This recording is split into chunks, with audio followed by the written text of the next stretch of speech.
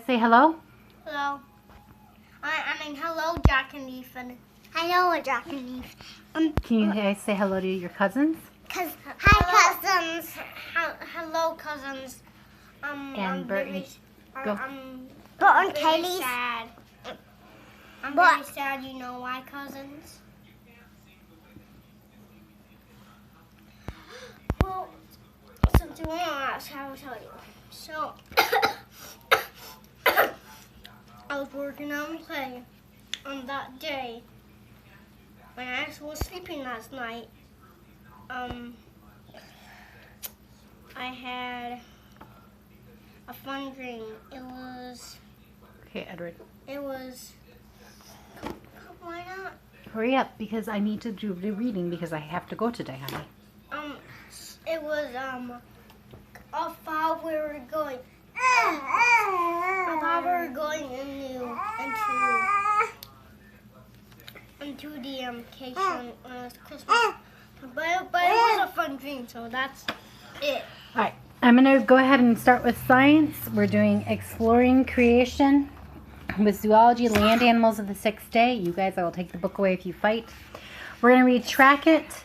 We're going to skip over the notebook activity in the experiment. We'll try to do those tomorrow.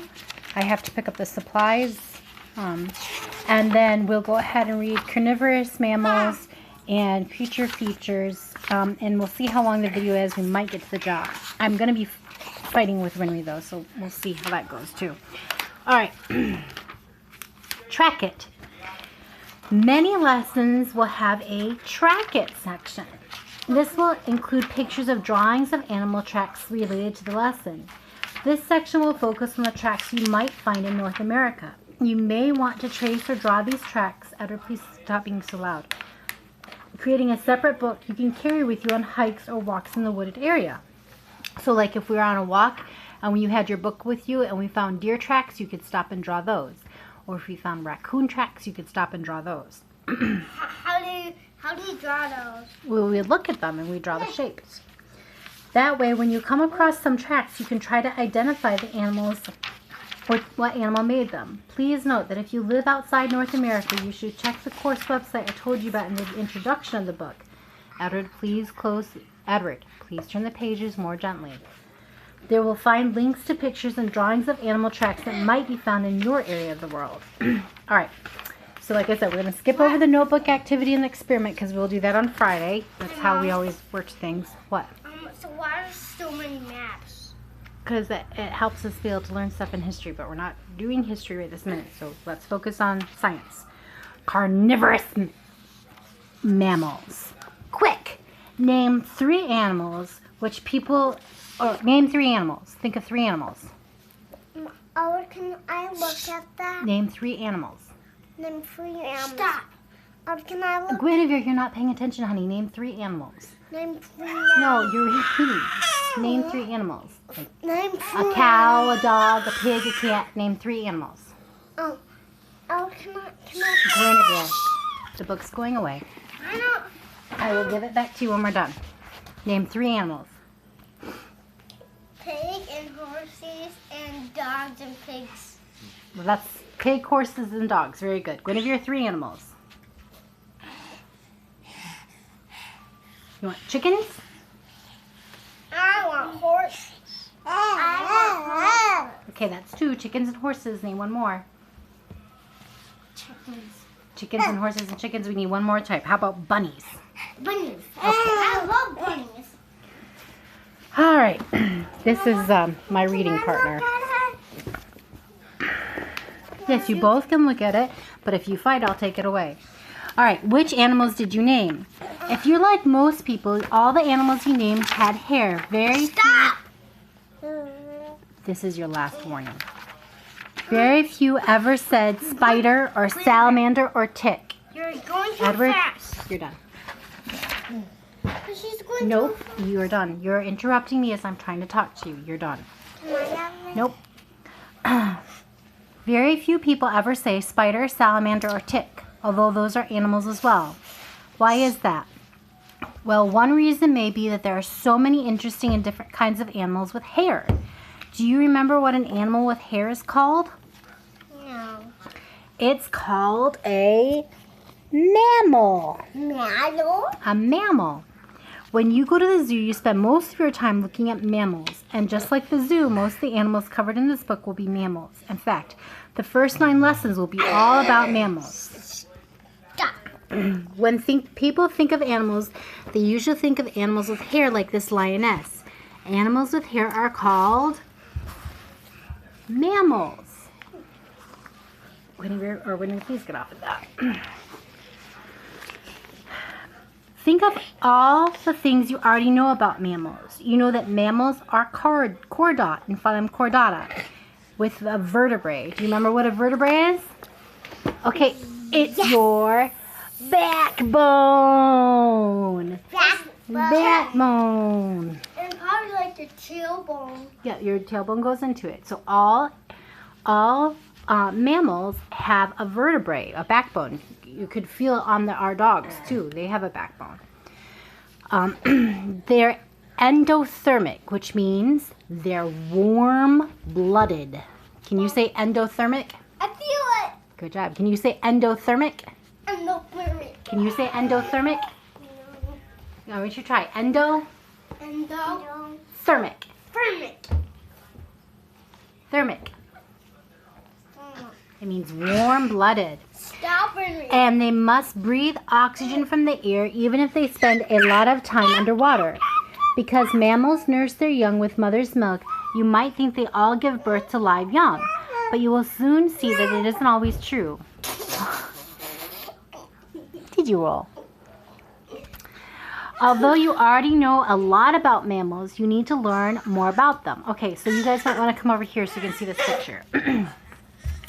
This is a jaw. The joint is right here. Because you remember how you were asking me, Edward, how you could open your mouth? Well, this is going to show you how the bones work. There's the joint right here. So it's right there on you and right there. Right here and here. Now open and shut. And this is the Yeah, right there.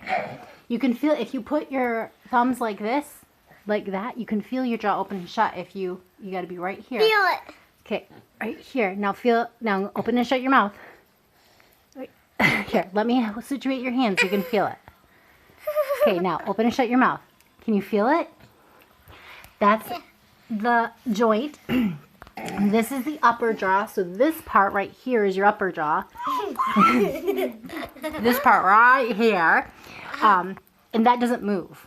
The only part of your mouth that moves is the lower jaw, which on humans is often referred to as your chin area and back in through here.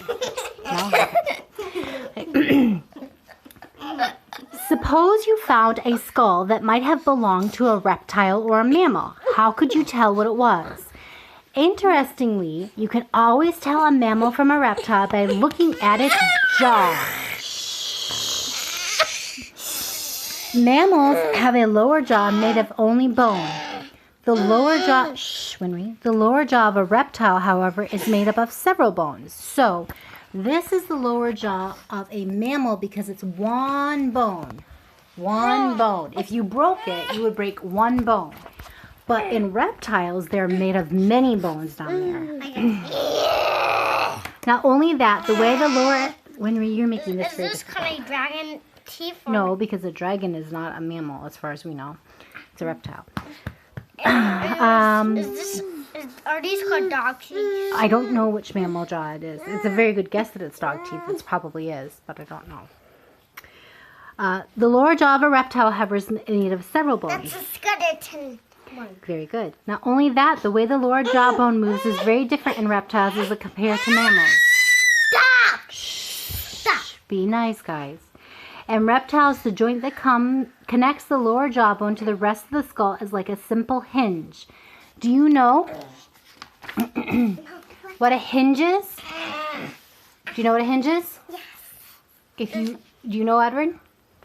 Okay, look at the door of your house. Go open that door. Don't slam it, but open it and move it. How does it swing back and forth? Look along the sides. We'll go close so you can see. I see it. Right. Those are hinges. Okay, go ahead and close the door. All right, so look at the door of your house. It is attached to a wall with hinges. Those hinges keep the door stuck to the wall. If it wasn't there, the door would just fall over. But they also allow the door to open and close. It can only open and close, however. It cannot move from side to side, right? We can only open it one way. We can't move it a different way. What? Right, the same thing with that door.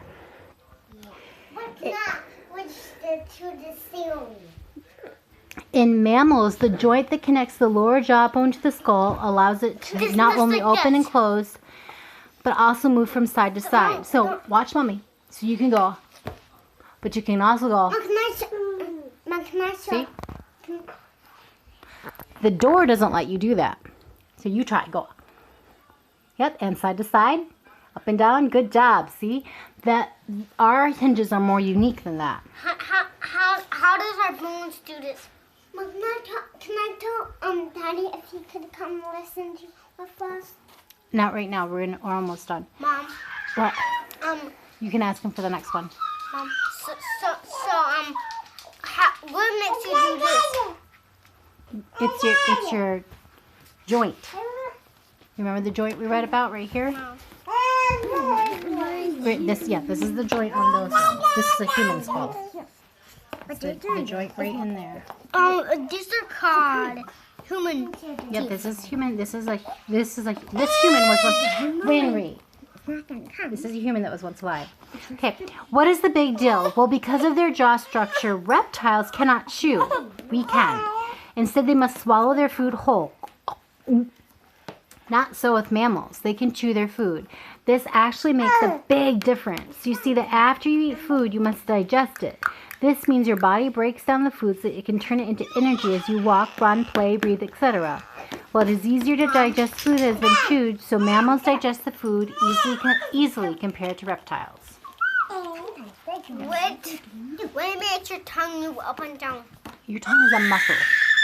So it makes itself move with the nerves coming from the brain. Okay, can you guys say goodbye?